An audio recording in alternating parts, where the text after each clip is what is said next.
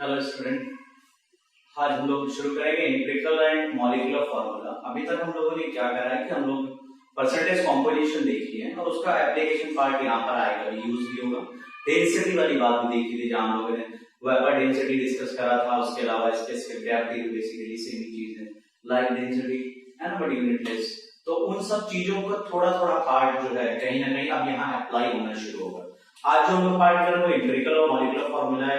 ये पार्ट यहाँ सीखेंगे, इसका इस्तेमाल ऑर्गेनिक चैप्टर 1 में भी कुछ कॉन्सेप्ट में होगा, तो अपने को ध्यान रखना है। ऐसा नहीं कि बस इस चैप्टर में पढ़ के छोड़ देना है। इसका इस्तेमाल ऑर्गेनिक के पहले चैप्टर में जहां पर हम लोग जो है क्वांटिटेटिव एस्टिमेशन ऑफ एलिमेंट्स करेंगे, वहां भी इसकी जरूरत पड़ती है। और इस क्वेश्चन से सवाल हर दूसरे या तीसरे साल आते रहते हैं। So it is a very easy concept also, है ना। So we will be learning it, और खासकर इससे जुड़े एप्लीकेशन पार्ट और खूब सारे सवाल भी इस पार्ट से करेंगे। तो let us begin with the first, that is empirical and molecular formula. This is the topic, empirical and molecular.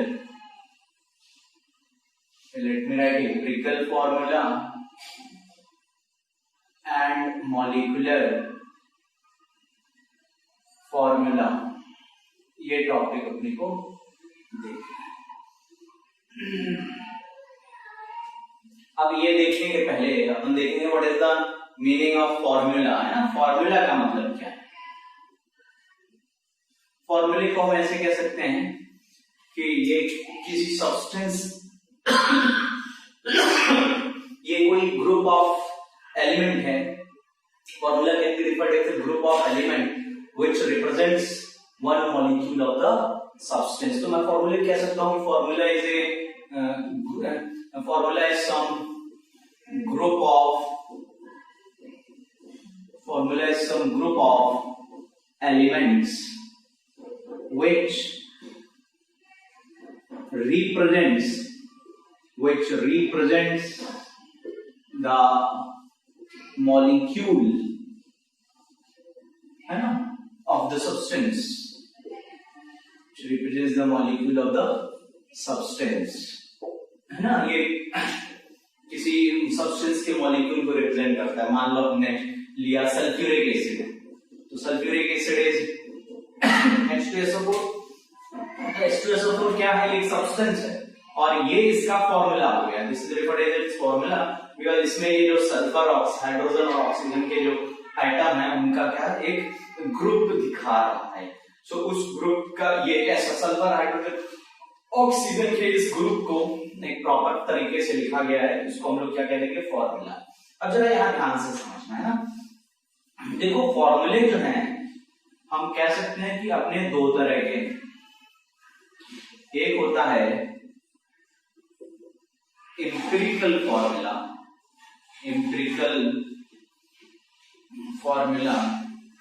और दूसरा होता है मॉलिक्यूलर फॉर्मूला। और दोनों को अपने को समझना है कि दोनों का मतलब क्या है ना, एम्पिरिकल फॉर्मूला और मॉलिक्यूलर फॉर्मूला। एम्पिरिकल फॉर्मूला को मैं शॉर्ट में EF लिख रहा हूं और मॉलिक्यूलर फॉर्मूला को लिख रहा हूं MF। ठीक है भाई। अच्छा, मान लो हमने लिया एक कंपाउंड ग्लूकोज, हमने कहा कि ग्लूकोज एक कंपाउंड। अब ग्लूकोज में अगर मैं इसका फॉर्मूला लिखूं तो ये होता है C6H12O6। ठीक है। अब C6H12O6 में हमें क्या पता चला? अगर मैं ऐसे लिख दूं कि हमको पता चला कहीं से कि ग्लूकोज का फॉर्मूला है C6H12O6, इसका मतलब क्या है? इसका मतलब है कि इस ग्लूकोज के अंदर 6 कार्बन के एटम है, 12 atoms are of hydrogen and 6 atom are of oxygen. ये मतलब होता है इसका। अब मैं इसको अगर सिंप्लीफाई करके लिखूं, भाई ये 6 है, ये 12 है, ये 6 है, तो मैं ऐसे लिख सकता हूं ना कि here the carbon, hydrogen and oxygen ratio is this, ये है। और मैं इसको एक सिंप्लीफाइड फॉर्म में भी लिख सकता हूं। ये क्या दिखा रहे हैं? 6, 12 and 6 they are showing the ratio between carbon and hydrogen and oxygen atom। इस मॉलिक्यूल ग्लूकोज के अंदर कार्बन, हाइड्रोजन, ऑक्सीजन का क्या रेशियो है वो शो करते हैं नीचे का नंबर। या हम दूसरे शब्दों में कह सकते हैं कि ग्लूकोज मॉलिक्यूल कंटेन, ये भी कहा जा सकता है 6 atom of carbon, 12 atom of hydrogen and 6 atom of oxygen, ये कहा जा सकता है। ठीक है ना, ऐसे भी हम इसको जो है इंटरप्रेट कर सकते हैं इस दी हुई इंफॉर्मेशन को। अब मैं इसको सिंप्लीफाई कर देता हूं। ये रेशियो देखो क्या आ रहा है, अगर मैं इस रेशियो को सिंप्लीफाई करके लिखूं, है ना, ये 6 12 है, तो इसको मैं क्या लिखूंगा, 6 से डिवाइड कर दूं तो क्या आ जाएगा 1:2:1, ये आएगा। और इस रेशियो के हिसाब से अगर मैं फॉर्मूला बनाऊं तो देखो क्या बनेगा, CH2O, ये बन जाएगा। अगर मैं इसको सिंप्लीफाई कर दूं तो देखो कार्बन 1, हाइड्रोजन 2, ऑक्सीजन 1, ये फॉर्मूला आ गया। ये भी तो कुछ रिप्रेजेंट कर रहा है। It is also representing a collection of it is also representing some group of element, और ये भी कुछ ग्रुप ऑफ एलिमेंट रिप्रेजेंट कर रहा है। तो देखो इन दोनों में अंतर क्या है, बना तो ये इसी से, अंतर ये है कि ये जो आ रहा है आपका, है ना, ये जो पार्ट आ रहा है, ये जो है इसको कहा गया है MF, मॉलिक्यूलर फॉर्मूला, और जो ये आ रहा है इसको कहा गया है EF, एम्पिरिकल फॉर्मूला। तो क्या मतलब है भाई एम्पिरिकल और मॉलिक्यूलर फॉर्मूले का? अब जरा यहां अंतर समझो। एम्पिरिकल फॉर्मूला किसी भी दिए हुए मॉलिक्यूल के अंदर उनके जो एटम हैं उनके बीच सबसे सिंपलेस्ट रेशियो शो करते हैं।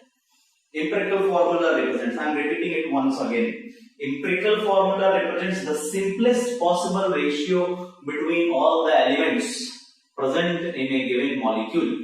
Is that clear? Now what is molecular formula? Molecular formula represents the exact ratio among all the elements present in the given molecule. This is the basic difference. तो मैं इस difference को जो है अभी लिख भी रहा हूं, इसको मैं हटा रहा हूं और मैं आगे भी समझाऊंगा इसे दोबारा। तो देखो मैं इस पार्ट को हटा रहा हूं और क्या लिखूंगा कि अभी देखो इस जो डिस्कशन करा इससे हमें यह पता चला कि जो हमारा ग्लूकोज है उसके लिए मॉलिक्यूलर फॉर्मूला है C6H12O6। This is glucose molecular formula. इसका एम्पिरिकल फॉर्मूला है CH2O। This is the empirical formula of glucose and this is the molecular formula of glucose। तो देखो दोनों में अंतर क्या है, कैसे बोलेंगे, हम कहेंगे कि EF, हम क्या कहेंगे कि EF represents, EF empirical formula represents simplest ratio among all elements of the molecule। जो सबसे सिंपलेस्ट पॉसिबल रेशियो होगा उसका जो है वो फॉर्मूला जो बनेगा वो हो जाएगा उसका एम्पिरिकल फॉर्मूला। अच्छा, मॉलिक्यूलर फॉर्मूला क्या रिप्रेजेंट करता है?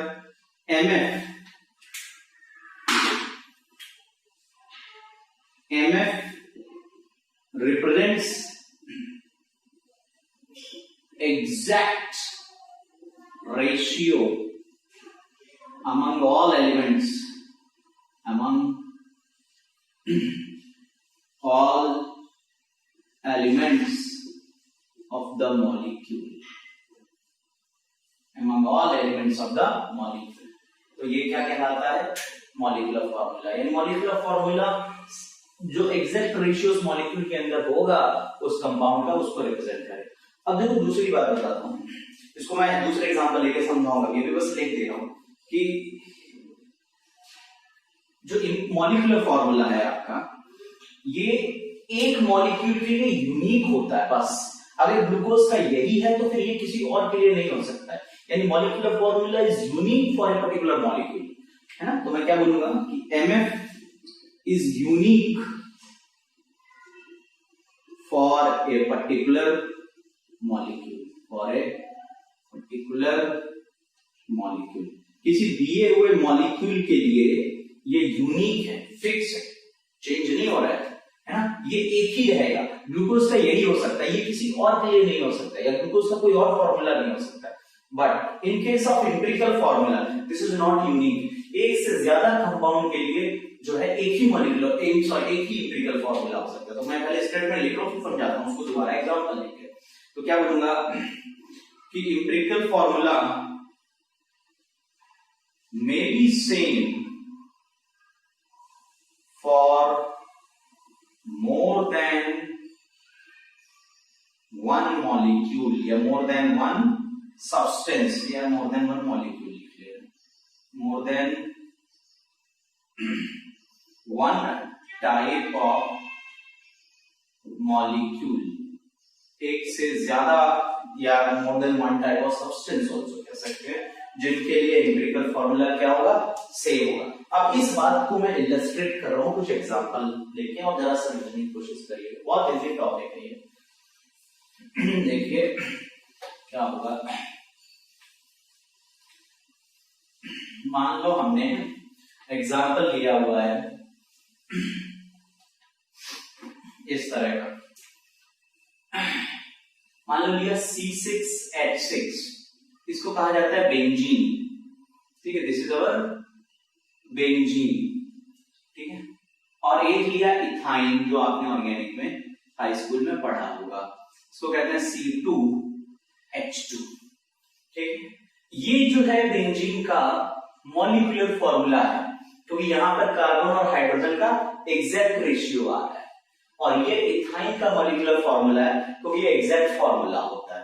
सो मॉलिक्यूलर फॉर्मूला क्या दिखा रहा है, exact ratio between all the elements of the molecule, यानी बेंजीन में कार्बन 6 है और हाइड्रोजन 6 है, यानी इनका रेशियो 6:6 है। और अगर मैं उसी रेशियो को 2:2 कर दूं तो वो क्या हो जाएगा, इथाइन बन जाएगा, फिर वो जो है बेंजीन दिया। अब मैं इसका अगर सिंपलेस्ट रेशियो लूं तो देखो क्या बनेगा, बनेगा C और H, यानी 6 और 6 चला गया, तो यहाँ एम्पिरिकल फॉर्मूला क्या आ गया, C और H, यानी अब सिंपलेस्ट रेशियो 1 और 1 का आ रहा है। अगर इसका भी सिंपलेस्ट रेशियो लूं तो देखो क्या आएगा, C और H। तो यहां मैंने देखो क्या कहा था, सिंपलेस्ट रेशियो समझ लो, 2:2 डिवाइड कर देंगे 2 से 2 को दोनों तरफ, तो क्या आएगा C और H। तो यहां क्या लिखा हुआ है, एम्पिरिकल फॉर्मूला में B same for more than one type of molecule. तो ये जो आपका एम्पिरिकल फॉर्मूला CH है, ये एक से ज्यादा मॉलिक्यूल के लिए वैलिड है। आप देखिए है कि नहीं, क्या आ रहा है, CH जो है ये मॉलिक्यूलर फॉर्मूला, सॉरी CH जो एम्पिरिकल फॉर्मूला है, ये बेंजीन के लिए भी एम्पिरिकल फॉर्मूला है और इथाइन के लिए भी है, जबकि जो मॉलिक्यूलर फॉर्मूला है वो यूनिक होता है एक ही तरह के एलिमेंट के लिए। इज इट क्लियर, वो क्या होता है, यूनिक होता है एक ही तरह के एलिमेंट के लिए, है ना। ये बात क्लियर हुई। Now the meaning of EF and MF is clear.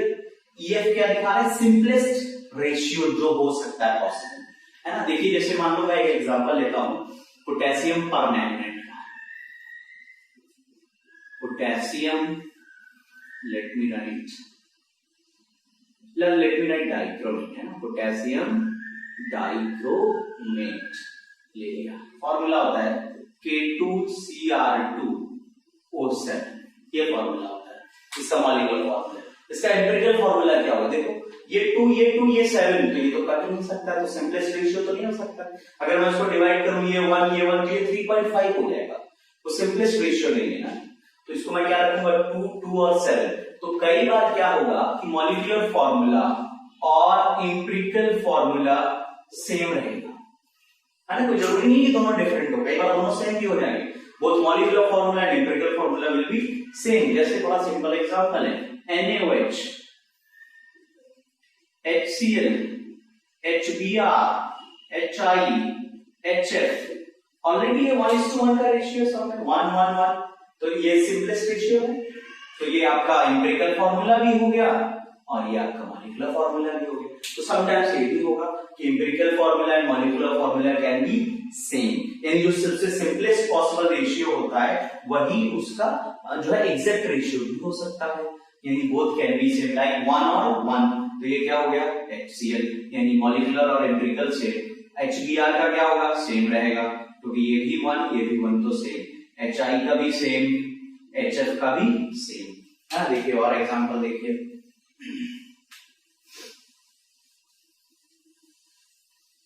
आप देखिए जैसे मान लो ले लिया सुक्रोज है, late us go with sucrose C12H22O11। मैं इसको सिंप्लीफाई नहीं कर सकता क्योंकि ये तो हो सकता है सिंप्लीफाई 2:1 में, पर ये 12 है, नहीं हो सकता तो 11 ऑड नंबर हो गया, तो क्या बोलूंगा कि इसको फर्दर सिंप्लीफाई नहीं करा जा सकता, तो ये यही रहेगा। यानी इस केस में भी empirical and molecular formula is same. मान लो यूरिया लिया, late us go with another example, urea, इसका हम लोग फार्मूला लिख देते हैं NH2CO NH2। अगर इसको कॉम्पैक्ट फॉर्म में लिखेंगे तो 2 N आ रहे हैं, N2H4CO। इसको फर्दर सिंप्लीफाई नहीं करा जा सकता है, क्या नहीं सिंप्लीफाई, क्योंकि ऑलरेडी 1 और 1 है, अब क्या सिंप्लीफाई करेंगे, तो ये क्या रहेगा N2H4CO ही रहेगा। Is it clear? या मान लो रीवेंट विद C4H10, ठीक है, C4H10 लिया मान लो। अब C4H10 को तो मैं सिंप्लीफाई कर सकता हूं, 2 से डिवाइड कर दूं, तो ये क्या बनेगा C2H1। ये इसका एम्पिरिकल फार्मूला हो गया, ये क्या हो गया, मॉलिक्यूलर फार्मूला हो गया। तो यहां से हमको क्या बात पता चली कि sometimes EF and MF may be same, है ना, for certain molecules। sometimes EF और MF क्या होंगे, यहाँ पर सेम होंगे। इन सब के लिए EF and MF is same। ये जितने दिए हुए हैं इन सब के लिए EF and MF are same, ठीक है, ये बात क्लियर। अब हमें ये सीखना है कि भाई ये तो ठीक है, बता दिया एम्पिरिकल फार्मूला मॉलिक्यूलर फार्मूला क्या है, अब ये हमको अप्लाई करना है, किस तरह के सवाल बनेंगे ये अपने को सीखना है। Where such type of problems will be applied, या कैसे इनमें सवाल बनने हैं। तो मैं आपको पहले ये बता दे रहा हूँ आपसे क्या पूछेगा, किस तरह के सवाल बनेंगे, उनको कैलकुलेट करने का तरीका क्या है। देखो मैं आपको एक फ्लो चार्ट दे रहा हूं ताकि आपको आइडिया लगे, है ना, किस तरह का सवाल बनेगा, फिर मैं आपको समझाऊंगा कि कैसे भी आपको कैलकुलेट इट आउट। देखो जरा, आपको शुरुआत कहां से कर सकता है, आपको कोई एलिमेंट देगा, मान लो हमारे पास एक कंपाउंड है, ठीक है, इस कंपाउंड के अंदर हमारे पास कोई ABC टाइप के 3 एलिमेंट है ना, ABC टाइप के 3 एलिमेंट मान लिए। तो पहले क्या करेगा, आपको परसेंटेज दे देगा A का, B का या C का। इस परसेंटेज की मदद से आपसे कहेगा कि calculate empirical formula, empirical formula आपसे कैलकुलेट करवाएगा। फिर आपसे कहेगा कि यूजिंग एम्पिरिकल फार्मूला, एंड आपको एक चीज और देगा, आपको मोलर मास देगा। मॉलिक्यूलर मास क्या होगा, सवाल में दिया होगा, ये कैलकुलेट कराएगा। कैसे कराएगा वो मैं भी सिखाऊंगा, पहले समझो कि किस तरह का सवाल बनता है। परसेंटेज ABC दे देगा, कैलकुलेट क्या करवाएगा, EF, there are rules to calculate, but I will tell you that. और ये दिया होगा मोलर मास। एक बार मुझे EF मिला तो EF से मैं एम्पिरिकल फॉर्मूला मास कैलकुलेट कर सकता हूं। I can calculate them, how I will show you just now, कैसे कैलकुलेट करूंगा। जैसे भी याद करो, थोड़ी देर पहले क्या लिखा था, C6H6 लिखा था, और ये बेंजीन था, ये इसका मॉलिक्यूलर फॉर्मूला था बेंजीन का, और इसका एम्पिरिकल फॉर्मूला क्या आ रहा था, CH। तो ये मैं किसी तरह से निकालूंगा, किसी दी हुई इंफॉर्मेशन की मदद से। तो अगर मुझे ये EF पता चल गया तो मैं इसका मोलर एम्पिरिकल फॉर्मूला मास तो निकाल ही सकता हूं ना, क्योंकि इसका ये एम्पिरिकल फॉर्मूला है, तो इसको मैं लिख रहा हूं एम्पिरिकल फॉर्मूला मास। कोई नई चीज नहीं बता रहा हूं, जैसे शॉर्ट में इसको अपन लिखेंगे EFM। क्या हो जाएगा, कार्बन 1 है, CH का क्या होगा 12 + 1 30, ये EFM हो गया। इसका जो मॉलिक्यूलर फॉर्मूला है बेंजीन का उसका मोलर मास सवाल में किया जाएगा। आपसे कहेगा कि मोलर मास जो है वो मान लो इसका 78 होता है, ये दे देगा, दिस दे विल गिव, ठीक है, दिस दे विल गिव, ये आप कैलकुलेट कर लोगे। एक बार आपको दिए हुए इंफॉर्मेशन से एम्पिरिकल फॉर्मूला आया, तो जैसे ही फॉर्मूला मिला उसका फॉर्मूला मास निकाल सकते हैं। याद करो थोड़ी देर पहले क्या लिखा था, ग्लूकोज, क्या होता था उसका molecular formula C6H12O6, empirical formula क्या बना था CH2O, this is the empirical formula. तो इससे इसका EFM क्या हो गया, एम्पिरिकल फॉर्मूला मास क्या हो जाएगा CH2 का 12, हाइड्रोजन 2 है और ऑक्सीजन 1 है ना, तो ये क्या हुआ 12 to 14 और ये हो गया 30, इस तरह से। और इसका मोलर मास आपको दे देगा सवाल में किसी तरह से, इसका मोलर मास 180 होता है। तो देखो ये बात समझ में है, तो क्या करेगा, परसेंटेज देगा, कैलकुलेट कराएगा, ये फिर बोलेगा कि now calculate MF molecular formula, ये एम होता है उसका। इन सवालों में पूछने का एम क्या है, टू फाइंड आउट MF, ये फाइंड आउट करवाएगा आपसे, कहेगा find out MF find out करेगा। अब EF से MF बनाने का तरीका क्या, पहले मैं ये बता रहा हूं ना, relation between EF and MF, पहला फॉर्मूला लिख रहा हूं इसका, देखो पहले सबसे पहले तो हम आपको सिखाएंगे हाउ टू, सुनो पहले ये लिखते हैं कैलकुलेट EF, ये मैं सिखाऊंगा आपको हाउ टू कैलकुलेट EF, ठीक है। फिर मैं आपको बताऊंगा relationship between EF and MF, तो वो रिलेशन होता है MF is equal to N into EF, ये होता है relation. Now this is the thing we have to use MF calculate करने के लिए, है ना। तो पहले यहां से यहां मैं आपको सिखाऊंगा EF कैसे कैलकुलेट करना है, फिर EF और MF के बीच रिलेशन क्या है, MF is equal to N into EF। N क्या है, N is some number 1 2 3 4 5, this natural number. N will not be 0, right? It will be either 1 2 3 4 5. It will not be point, it will not be fraction and all this, it will be simple 1 2 3 4 5. क्या कहते हैं, right? They will be your natural numbers. Okay, now how to calculate out N? N होता है molar mass upon empirical formula mass. This is N. This is N. N क्या हो जाएगा, molar mass by empirical formula mass. अब जरा समझो इसको apply करते हैं, ये तो मैं आपको अभी सिखाऊंगा अलग से क्योंकि ये थोड़ा सा बड़ा टॉपिक। पहले मैं ये बता रहा हूं कि अगर EF मिल जाए तो MF कैसे निकालेंगे। लेट अस सी, देखो एक क्वेश्चन करते हैं, छोटा सा क्वेश्चन समझिएगा।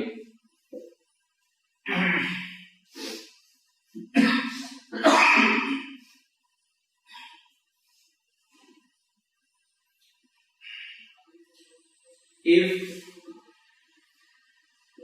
empirical formula of the substance, if the empirical formula of the substance is CH2O and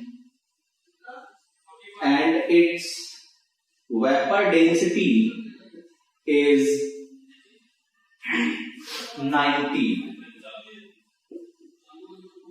find the molecular formula. ये बोल रहा है आपसे, देखो समझ लो। पहले तो एक छोटा सवाल कर रहा है, बोल दिया यार एम्पिरिकल फॉर्मूला किसी सब्सटेंस का CH2O है और उसकी वेपर डेंसिटी 90 है और MF पता हो। तो देखो अब वेपर डेंसिटी भी यहाँ पर यूज होने लगी, यानी जितने पीछे के टॉपिक अपन ने पढ़े हैं वो सब इधर यूज हो रहे हैं। तो देखो पहले क्या दिया है, EF आपको दे दिया है, क्या है CH2O, आपसे क्या कह रहा है MF फाइंड करो, और MF फाइंड करने का फॉर्मूला क्या होगा N इंटू EF। अब EF तो मुझे पता है, मुझे सिर्फ क्या चाहिए, EF तो मुझे पता है CH2O और ये क्या है N पता हो जाए। N कैसे पता करेंगे, यहां से पता करेंगे। N क्या होता है, molar mass by empirical formula mass. ना एम्पिरिकल फॉर्मूला मास में फॉर्मूला देख के बता सकता हूं, क्योंकि EF अगर दिया है तो यहां से एम्पिरिकल फॉर्मूला मास क्या हो जाएगा CH2O, जो क्या होगा 12 प्लस 2 इंटू 1 प्लस 16, यानी एम्पिरिकल फॉर्मूला मास क्या होगा 30। अब क्वेश्चन आता है कि मुझे यहाँ ये तो पता चल गया 30 है, now what is molar mass, तो मोलर मास याद करो, वेपर डेंसिटी का एक रिलेशन लिखा था पिछले उसमें कि vapour density is equal to molar mass by 2, पिछली वेपर डेंसिटी। तो अब वहां जो डेंसिटी टॉपिक पढ़ा है ना इस तरह यूज होगा यहाँ पर इन सवालों में, बेसिक डेंसिटी तो फिजिक्स में आप पढ़ते ही हो, यहाँ इस तरह से यूज होगा। तो देखो वेपर डेंसिटी कितनी होगी 90 इंटू 2, यानी मुझे मोलर मास कितना मिल गया, मेरा मोलर मास हो गया 180। तो मैं इस 180 को यहाँ रख देता हूँ, तो ये देखिए सॉल्व हो गया, क्या आ गया 6, यानी n हमारा क्या आ गया 6। अगर n 6 आया मैं उसको यहाँ सब्स्टिट्यूट करूं, मेरे को मॉलिक्यूलर फार्मूला मिल जाएगा। क्या मिलेगा देखो मैं यहाँ लिख रहा हूँ, molar mass is equal to 6 into CH2O। अब मैं ये बात क्लैरिफाई कर दूं, जब 6 का मल्टीपल करेंगे तो ये आगे नहीं मल्टीपल होगा, नीचे की तरफ होगा, तो क्या बनेगा C6, यहाँ 1 है ना, यहाँ भी 1 है और H2 है, तो ये क्या हो जाएगा 12O6। This is the molecular formula. इस तरह से जो है यहाँ सवाल बनते हैं। तो अभी एक बार फिर से मैं आपको बता रहा हूँ कि क्या होगा। अभी तो मैंने आपको ये वाला क्वेश्चन के सवाल करा दिया कि आपसे उसका बेसिक एम होगा कि मॉलिक्यूलर फॉर्मूला निकालो किसी अननोन कंपाउंड का, और आपको इन्फॉर्मेशन कुछ ये देगा, किसी तरह से आप EF निकालोगे, या तो सवाल में EF डायरेक्टली दे देगा, डायरेक्टली दे दे बड़ी अच्छी बात, कोई डायरेक्टली देगा तो हो सकता है वेपर डेंसिटी के जरिए मोलर मास निकलवा ले। तो आपको एक बार EF मिला तो आपको सिर्फ क्या चाहिए, एफ निकालने के लिए n के लिए क्या चाहिए मोलर मास और EF। अगर EF है तो आप EFM तो कैलकुलेट कर ही लोगे, फॉर्मूला देखकर, इंटीग्रल फॉर्मूला देखिए कैलकुलेट कर लेना, मोलर मास किसी और इंफॉर्मेशन से मिल जाएगा। इस तरह से आप क्या कर सकते हो, फाइंड आउट कर सकते हो, है ना। चलो जरा एक और सवाल करते हैं इस पे।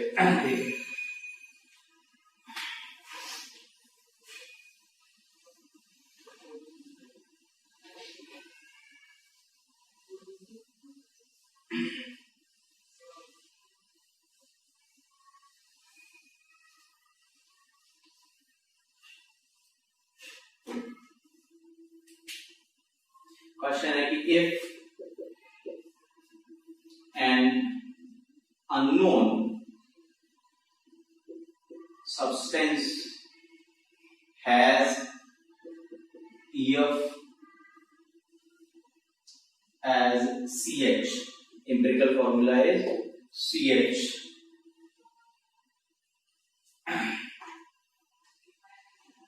and unknown substance की जगह let me write gas. If an unknown gas has empirical formula is CH, आगे लिख रहा हूं, unknown gas occupies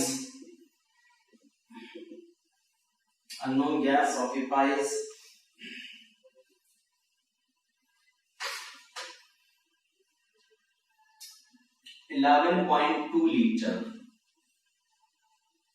at STP, then its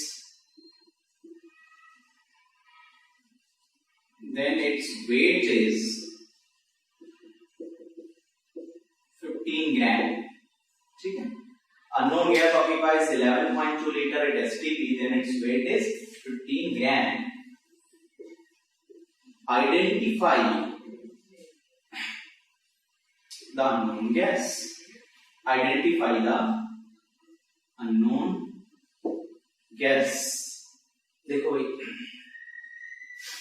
identify the unknown gas. Yeah, let me write it as 13. Is 13 then. Let me just make it change 13. देखो यहाँ क्या कह रहा है, identify the unknown gas. Identify unknown gas तो आप तभी कर पाओगे जब आपको अननोन गैस का मॉलिक्यूलर फॉर्मूला पता चले। मॉलिक्यूलर फॉर्मूला पता चलते ही आप पहचान जाओगे कौन सी गैस है। तो देखो क्या दिया हुआ है आपको, EF दे दिया है अननोन गैस का, EF है आपका CH, यानी यहां से मैं क्या निकालूंगा, इंपेरिकल फॉर्मूला मास जो होगा 12 + 1 जो हो जाएगा 13। This is empirical formula mass. अगर मुझे मॉलिक्यूलर फॉर्मूला निकालना है तो मैं क्या करूंगा, n × EF करूंगा, ठीक है, यानी n × CH करूंगा, ठीक है। अब n के लिए मैं क्या करूंगा, n के लिए मेरे पास ऑप्शन है molar mass upon empirical formula mass. तो एम्पिरिकल फॉर्मूला मास तो कितना है 13, और मोलर मास मुझे अगर पता चल जाए तो हमारा काम हो जाएगा। अब देखो इंफॉर्मेशन क्या दी, देखो भाई इंफॉर्मेशन है कि unknown gas occupies 11.2 litre at STP, तब उसका वजन कितना है 13 ग्राम। तो आपने पढ़ा था कि एनीथिंग विच ऑक्यूपाइज 22.4 लीटर, किसी भी चीज का वेट एसटीपी पे अगर 22.4 लीटर होता है तो उस दौरान जो उसका मास होता है वो उसका मोलर मास हो जाता है। ये रिलेशन हम लोग ट्रायंगल के टाइम पे मोल में पढ़े थे, ठीक है। तो देखो भाई क्या करेंगे, हमारे पास क्या दिया है कि अगर जब 11.2 लीटर है तब वेट 13 ग्राम है। अगर 1 लीटर हुआ then it will be 13 upon 11.2 gram, and if it is 22.4 liter then it will be 11.2 into 22.4, है ना। देखो तो क्या आ रहा है 13 upon 11.2, तो ये कितनी बार कट जाएगा 2 बार, यानी वेट क्या आ रहा है 26। क्लियर है। तो देखो जब 22.4 लीटर है तो जो भी वेट होगा, यानी यहाँ आ रहा है 26 ग्राम, वो वेट उसका क्या होगा मोलर मास। यानी मुझे क्या पता चल गया मोलर मास, तो मैं यहाँ कितना रखूंगा 26, यानी n इज इक्वल टू कितना 2। अगर एक बार n आ गया तो मैं डायरेक्ट क्या निकाल सकता हूँ मॉलिक्यूलर फॉर्मूला। तो क्या हो जाएगा मेरा मॉलिक्यूलर फॉर्मूला, देखो मॉलिक्यूलर फॉर्मूला हो जाएगा 2 into C और H, है ना, यानी क्या बन जाएगा C2H2। This is our molecular formula. तो देखो यहाँ पर इन सवालों में क्या हो रहा है कि मोलर मास जो है वो तमाम तरह से कैलकुलेट करा सकता है। This thing we have to remember. Vapour density का इंफॉर्मेशन से कैलकुलेट कराएगा, या जो पहले मोल में पढ़ रखा है उसके इंफॉर्मेशन से कैलकुलेट कराएगा। इस तरह के सवाल यहाँ पर बन रहे। तो अभी मैंने आपको सिर्फ डायरेक्ट एम्पिरिकल फॉर्मूला दिया है और n का इस्तेमाल करा है, n का यूज करके मॉलिक्यूलर फॉर्मूला निकाल लिया। एक तो इस तरह का सवाल बनेगा। एक क्या होगा, इससे थोड़ा और बड़े लेवल का सवाल बनाएगा। उसमें क्या करेगा, इनडायरेक्टली आपको पहले एम्पिरिकल फॉर्मूला निकलवाएगा। तो अभी मैं आपको सिखाने जा रहा हूं कि how to calculate EF.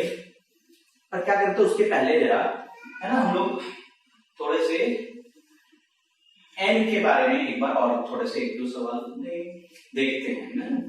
N क्या क्या होगा ये भी जरा सीख लेते हैं, फिर बात करते हैं। एन को एक बार और देख ले, फिर ईएफ पर आते हैं कैलकुलेट करने के लिए। देखिए जरा क्वेश्चन एक छोटा सा कर ले क्वेश्चन के फॉर्म में कि determine the value of N from EF and MF given below. नीचे दिए हुए EF और MF से हम लोग n की वैल्यू फाइंड आउट करें, ठीक है। जैसे पहला लिखा है MF, अभी कुछ एग्जांपल्स लिखे हुए थे। C6H12O6, C6H6, C4H10, C2H2, calcium hydroxide, NaOH,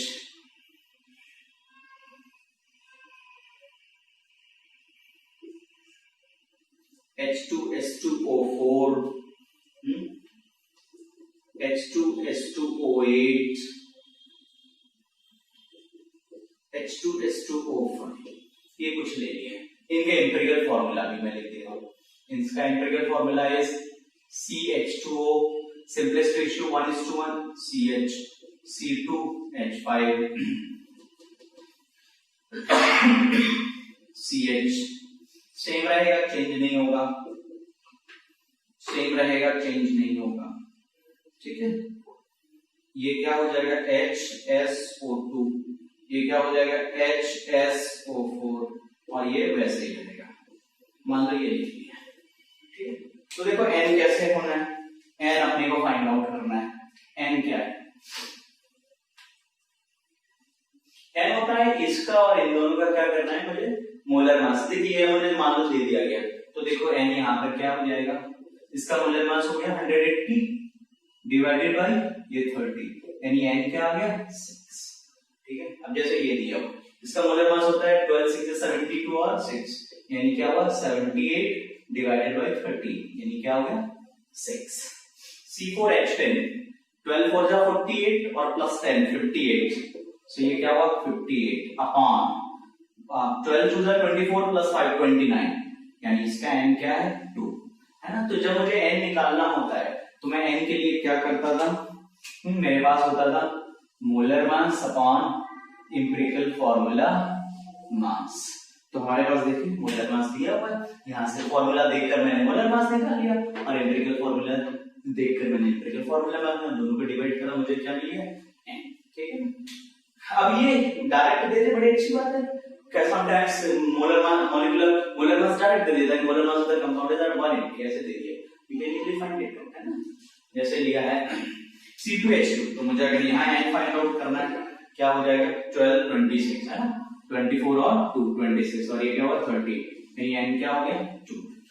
जैसे मैं इसकी बात करूं, देखिए ये 40 और ये 17 और 2 यानी क्या हुआ 74 है ना, 34 यानी ये हो गया 40 और 74 और ये दोनों सेम है, यानी यहाँ दोनों ही सेम है, तो ये n क्या गया हुआ, यानी जब मॉलिक्यूलर फार्मूला और एम्पिरिकल फार्मूला सेम होंगे, जो कि इस केस में हो रहा है, then your n will be equal to 1, हमेशा 1 होगा। जैसे इस केस में मॉलिक्यूलर फार्मूला और एम्पिरिकल फार्मूला क्या है सेम है, तो ये क्या होगा 23 और 17 40 डिवाइडेड बाय 40 यानी क्या हो गया 1। अब जैसे यहां पर आते हैं H2SO4 है ना, देखो 32 और 2 64 है ना, और ये भी क्या हुआ 64 16 को 64 और ये हो गया 2 यानी 130 हो गया ना। देखो 2 into 1 plus 32 into 2 plus 4 into 60 यानी ये 64 ये 64 और ये 128 और 2 यानी कितना हो गया 130, यानी इसका मोलर मास हो गया 130 अपॉन, अब देखो इसको कैसे लिखेंगे 1 प्लस 32 प्लस 32 यानी कितना हुआ जाके ये 65, यानी इसका n क्या आ गया 2। ठीक है, इस तरह से फाइंड आउट, जैसे यहां पर आ रहा है ये तो दोनों सेम है, यानी 2 into 1 प्लस 32 into 2 यानी ये 2 हुआ, ये हुआ 64 और ये 8 into 16 है, यानी कि है ना जस्ट इसका डबल, यानी कि इट विल बी 128 है ना, यानी 64 और बढ़ा देते हैं इसमें, यानी ये क्या हुआ 194 है ना। ठीक है, 64 और इंक्रीज करने पे, ठीक है 8 4 12 2 14 और ये 6 2 8 1 9 और 194। तो यहाँ ये n क्या आ रहा है 194 और यहाँ देखो क्या आएगा, देखो 1 प्लस 32 प्लस 64, तो ये 4 2 6 7 और 6 3 9 97, यानी अगेन ये कितना हो गया 2। ऐसे नीचे वाले में तो देखो ये और ये क्या आ रहा है सेम आ रहा है, sorry H2S2 this is H2SO5 not, है ना, it was not the correct formula, H2SO5, so H2SO5 and H2SO5, तो देखो दोनों में क्या हो जाएगा 2 into 1 प्लस 32 प्लस 5 into 16, ये क्या हुआ 80 32 और 2 यानी कि है ना 34 और 80 114 हो गया। ठीक है, 80 30 110 और 104 और यहाँ भी 114 यानी n क्या है 114 by 114, ये क्या हो गया 1। तो इस तरह से आप n फाइंड आउट करोगे, इनडायरेक्टली आपसे मॉलिक्यूलर मास निकलवाएगा। एम्पिरिकल फॉर्मूला अगर मिल गया है उसके जरिए अपन फॉर्मूला मास निकालेंगे और हम n भी निकाल सकते हैं। एक बार n आएगा we will get the desired result, है ना। जैसे ये दिया मान लो ये दिया, let us go with this. अगर मुझे n मिल गया 2 तो मुझे एम्पिरिकल फॉर्मूला दिया है, सो एम्पिरिकल फॉर्मूला इनटू n बराबर क्या हो जाएगा molecular formula.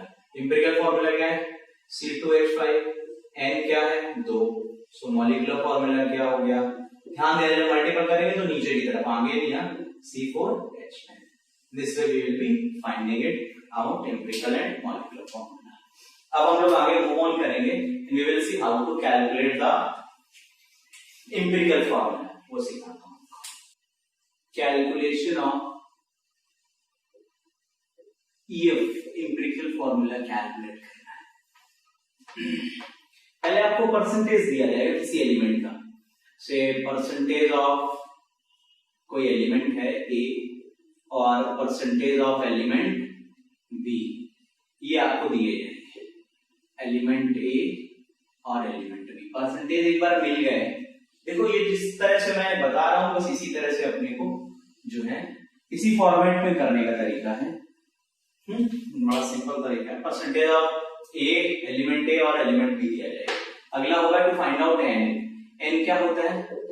Percentage of element upon atomic mass of element, जो भी है उसके एटॉमिक मास से डिवाइड कर देंगे।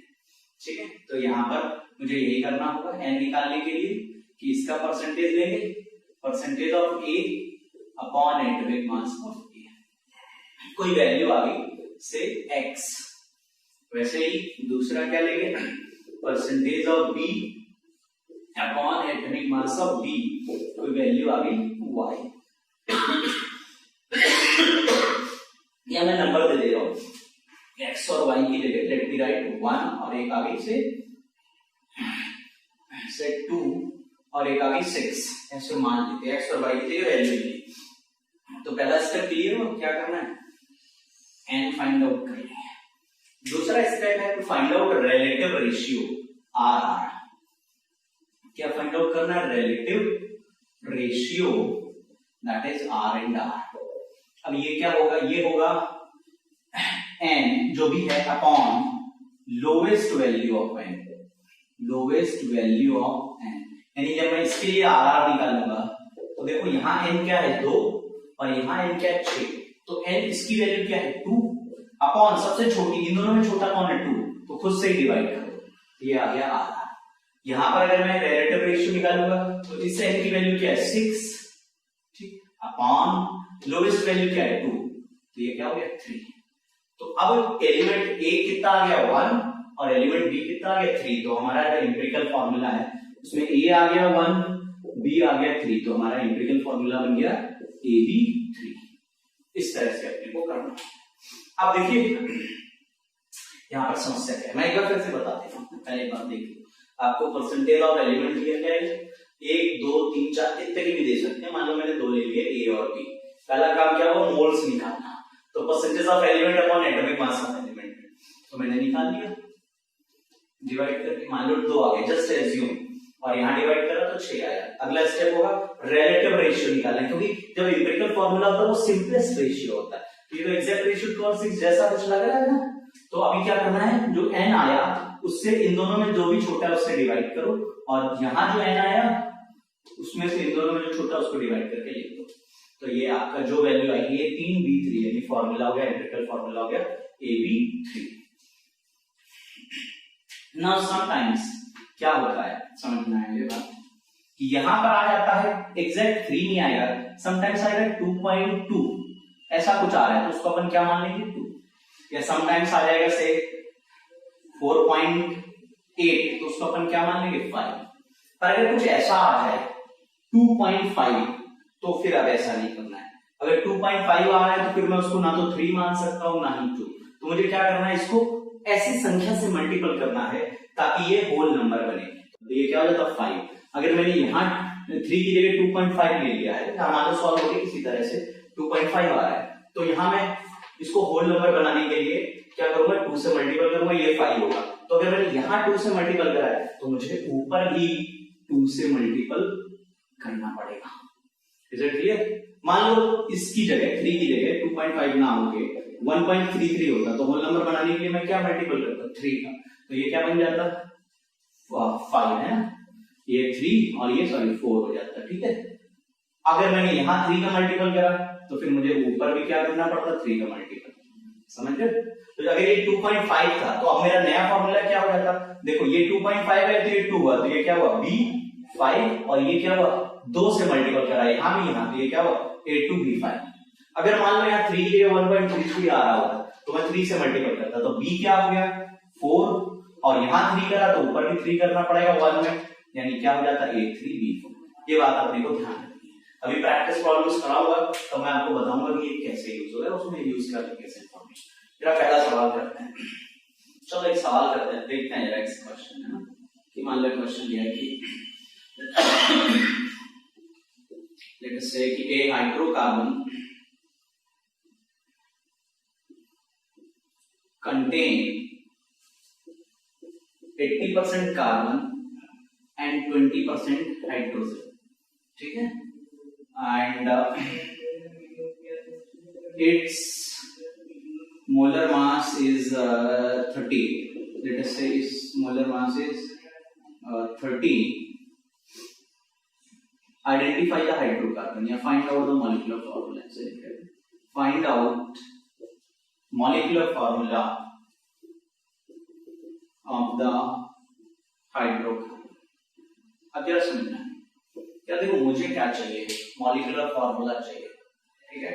तो अगर मुझे मॉलिक्यूलर फॉर्मूला चाहिए तो मैं क्या करूंगा, N इंटू EF, यानी मुझे क्या चाहिए, दो चीजें चाहिए, तो इंपेरिकल फॉर्मूला जो सवाल में दिया ही नहीं है, दूसरा क्या चाहिए N तो मैं निकाल सकता हूं, पर N निकालने के लिए मुझे क्या चाहिए, molecular mass upon empirical formula mass.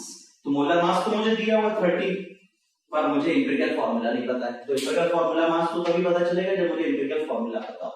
Empirical formula mass नहीं पता है तो N भी नहीं आएगा और EF भी नहीं पता है, तो पहला काम क्या है, EF कैलकुलेट करो, जो मैंने यहां सिखाया है, कैलकुलेशन ऑफ EF। देखो कैसे करना। हाइड्रोकार्बन का मतलब क्या है, हाइड्रोकार्बन का मतलब है ऐसा कोई कंपाउंड जिसमें कार्बन और हाइड्रोजन हो और कोई एलिमेंट नहीं। अच्छा, जब भी परसेंटेज दिया जाए एक काम कर लीजिएगा, चेक कर लीजिएगा कि सबका सम 100 हो रहा है कि नहीं हो रहा है। इस केस में 80 और 20 मिला के 100 हो रहा है, तो अपन कैसे करेंगे, इसी स्टेप से जाएंगे। देखो पहला काम क्या है, परसेंटेज ऑफ कार्बन दे दिया जो क्या हो गया 80, दूसरा है परसेंटेज ऑफ हाइड्रोजन जो हो गया 20। तो पहला स्टेप क्या होगा, N फाइंड आउट करना, जो क्या होगा percentage of element upon atomic mass 80 divided by 12, और यहाँ क्या हो जाएगा, यहाँ N क्या आएगा 20 percentage of element upon atomic mass hydrogen क्या हो गया 1, और ये कितना हो गया जाके है ना 20 by 3 है ना, 4 3 जा, सो 20 by 3, और ये क्या आ गया 20। तो हमें N मिल गया, देखो N क्या मिला 20 by 3 और ये मिला 20। अगला स्टेप क्या, RR कैलकुलेट करना, रिलेटिव रेशियो। जब मैं RR की बात करता हूं तो वहां मुझे छोटी वैल्यू, यहां देखो इसकी N की वैल्यू क्या है, N क्या आ रहा है N 20 by 3, और छोटी वैल्यू भी क्या है 20 by 3 छोटा होता है, इन दोनों को कट कर दिया, RR क्या आ गया 1।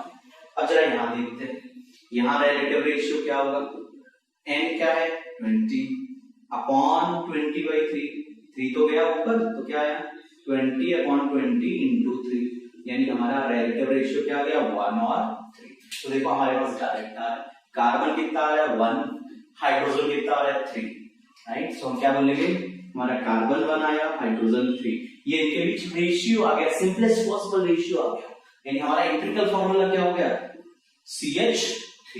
इज इट क्लियर, और एम्पिरिकल फार्मूला है CH3। एक बार मुझे अगर एम्पिरिकल फार्मूला मिला, हमारी बहुत सारी समस्याएं सॉल्व हुई, क्योंकि मैं यहां आऊंगा N निकाल सकता हूं। देखो empirical formula this is our EF, तो मैं इससे क्या निकाल लूंगा EFM, क्या हो जाएगा 12 प्लस 3 इंटू 1, यानी ये क्या हो गया 15, यानी हमारा एम्पिरिकल फार्मूला मास हो गया 15।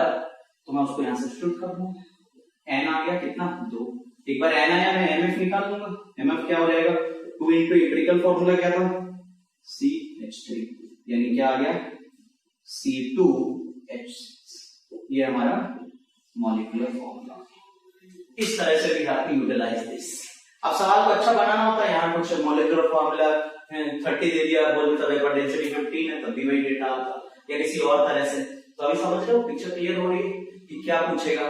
अगर परसेंटेज दे दिया तो पहले EF निकालो, कैलकुलेट करो, EF से क्या निकालो EFM निकालो, फिर उससे N निकालो और उसको यहाँ सब्स्टिट्यूट करो, तब जाके कहीं मॉलिक्यूलर फार्मूला मिलेगा। आपके लेवल पे जो भी सवाल है ये वैल्यू ऐसी आएगी, आसानी से सॉल्व हो जाए, समटाइम्स डिफरेंट वैल्यू भी आएगी। होपफुली थोड़ा बहुत क्लियर हुआ होगा।